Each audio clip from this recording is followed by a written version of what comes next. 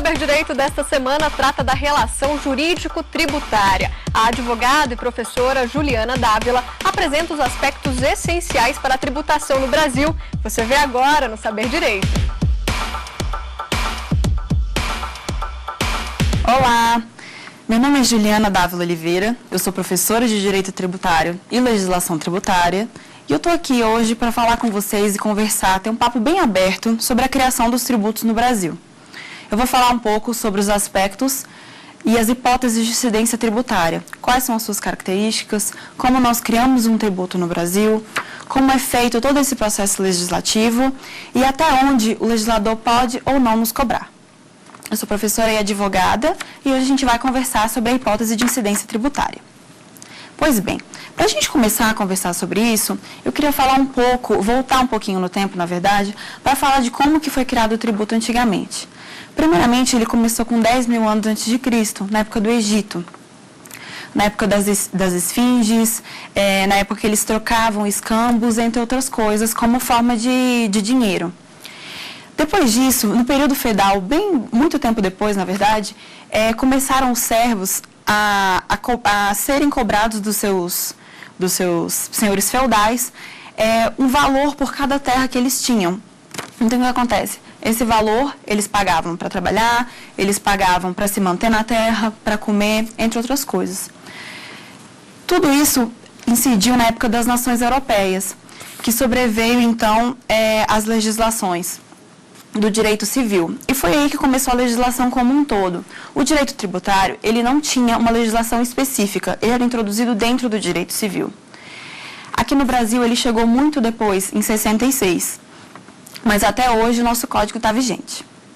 Bom, sobre o tributo, todos os nossos tributos estão elencados na nossa Constituição Federal e no nosso Código Tributário Nacional. O nosso Código Tributário Nacional, ele, logo no seu artigo 3º, ele já dá a definição concreta do que é um tributo. O nosso código diz o seguinte: o tributo é toda obrigação, é toda prestação pecuniária, compulsória, em moeda ou cujo valor nela se possa exprimir, que não constitua sanção por ato ilícito. Nesse sentido, o tributo é instituído por lei e vinculado por atividade vinculada plenamente administrativa. O que isso quer dizer? Primeiro, o tributo ele é uma prestação pecuniária, ou seja, o seu pagamento só pode ser feito por dinheiro. Ele não pode ser dividido em bens, ele não pode ser dado em contribuições, em serviços. O legislador quis deixar isso bem claro. Atualmente, o tributo ele é pago só pelo dinheiro. Em seguida, a nossa legislação atribui dizendo que o tributo é uma prestação compulsória. O que significa ela ser compulsória? Significa que ela não está restrita à vontade dos contribuintes. Ela eminentemente vem da vontade do legislador. Então, o nosso poder constituinte criou todos os tributos e eles estão previstos em lei. Não pode haver a criação de um tributo por um contribuinte qualquer ou por qualquer pessoa que acha que aqui deve haver um tributo, aqui deve incidir uma taxa, uma contribuição. Não, todo o nosso tributo está registrado na legislação, tanto legislação tributária como na nossa Constituição Federal. Em segundo lugar, o artigo diz que o tributo é prestação diversa de sanção. O que significa isso? Significa que o legislador diferencia que uma multa é uma multa e um tributo é um tributo. O que é isso? Quando a gente paga uma multa, a gente tenta diferenciar essa multa do tributo. Por quê? Porque a multa é uma penalidade. A multa é uma penalidade que foi imposta ou pelo não pagamento de uma taxa ou pelo não pagamento de um imposto. Então, é isso que diferencia a penalidade do imposto. Em seguida, o legislador faz uma especificação sobre a instituição por lei do tributo. Por quê? Para utilizar o princípio da legalidade. O princípio da legalidade diz que não haverá incidência de tributo se ele não estiver previsto em lei.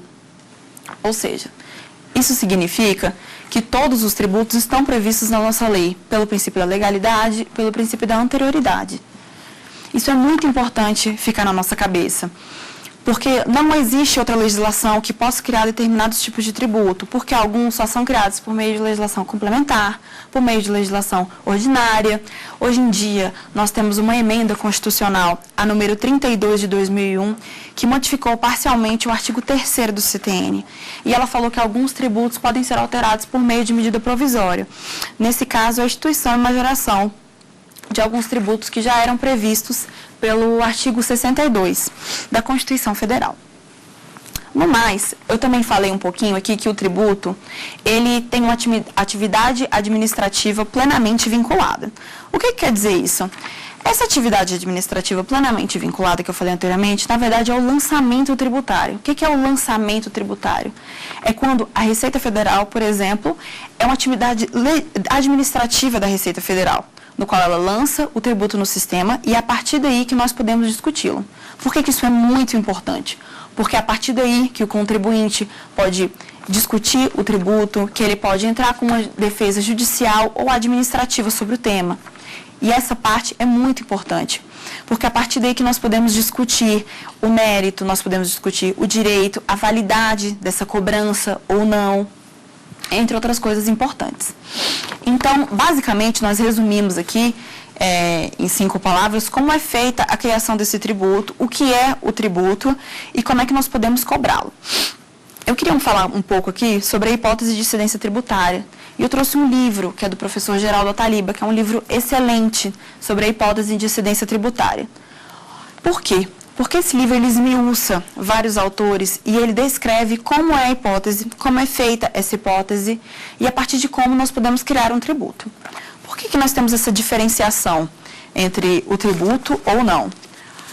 Porque atualmente existe uma palavra muito conhecida chamada fato gerador. O fato gerador ficou conhecido a partir de um artigo de um francês chamado Gaston, há muitos anos atrás. O que é esse fato gerador? É o fato, no mundo real, do que acontece na nossa legislação. Em outras palavras, o fato gerador, a gente pode se assemelhar ao fato gerador do tributo. O que gera esse tributo, a partir da onde nasce o tributo. Então, eu vou dar um exemplo aqui. É um imposto de renda, que é um dos mais conhecidos. Qual que é o fato gerador do imposto de renda? O fato gerador do imposto de renda é a aquisição de renda e proventos de qualquer outra natureza. Isso está especificado na nossa legislação. Então, fato gerador é você ganhar renda, é você ter o seu salário mensal todos os meses, é você ganhar direitinho, conseguir contribuir com a renda necessária, de acordo com o que você ganha, pela uma tabela de alíquotas que a gente tem estabelecida e vigente, que ela altera praticamente todos os anos, no qual nós conseguimos cobrar efetivamente todos os tributos. Porque o legislador ele faz uma diferenciação de renda. O que isso quer dizer? O que quer dizer essa diferenciação de renda? Quem ganha menos vai contribuir com menos, quem ganha mais vai contribuir com um pouco mais. É basicamente isso. Para a gente começar falando do fato gerador, eu queria falar um pouco da hipótese de incidência. A hipótese de incidência, ela tem o fato gerador dentro dela, mas por cima, a hipótese de incidência é o que está previsto na legislação tributária. Ou seja, o legislador escolhe um momento num fato real e descreve esse fato na norma. E é por isso que isso é tão importante, porque os tributos que não estão previstos previamente na norma, eles não podem ser cobrados. E isso é muito interessante do ponto de vista legislativo e do ponto de vista do contribuinte. Porque eu não posso aqui chegar e ser cobrado por uma taxa qualquer, eu não posso ser cobrada por um imposto no qual eu não seja devidamente o seu sujeito passivo ou o seu sujeito ativo. O que significa isso? Eu tenho que, do ponto de vista da legislação, eu preciso ter os poderes para ser contribuinte ou ter os poderes para poder cobrar os tributos. Esse livro do professor Geraldo Ataliba, ele descreve a hipótese de incidência tributária. A hipótese de incidência tributária é uma discussão que existe até hoje, mas que já se firmou na nossa doutrina e na nossa jurisprudência. É uma discussão eminentemente doutrinária. Por quê? Porque é um valor jurídico que a gente pega de um fato e coloca na norma. Esse foi o exemplo do imposto de renda que eu dei, por exemplo, que eu dei aqui. A hipótese de incidência tributária é como se fosse uma norma. Uma norma e toda a legislação tributária na qual nós criamos os tributos, incidimos e alteramos eles por meio de legislação. Em resumo, a hipótese de incidência tributária, eu vou falar alguns conceitos bem básicos, no qual a gente pode atribuir para o direito tributário. O primeiro é que a hipótese de incidência tributária é uma descrição legislativa hipotética de um fato. Ou seja, é justamente isso que nós conversamos. Existe um fato e, a partir daquele fato, nós criamos uma legislação. É uma valoração real do mundo jurídico para pôr na norma, para a gente poder cobrar o tributo. Enfim, eu vou falar um outro conceito muito legal.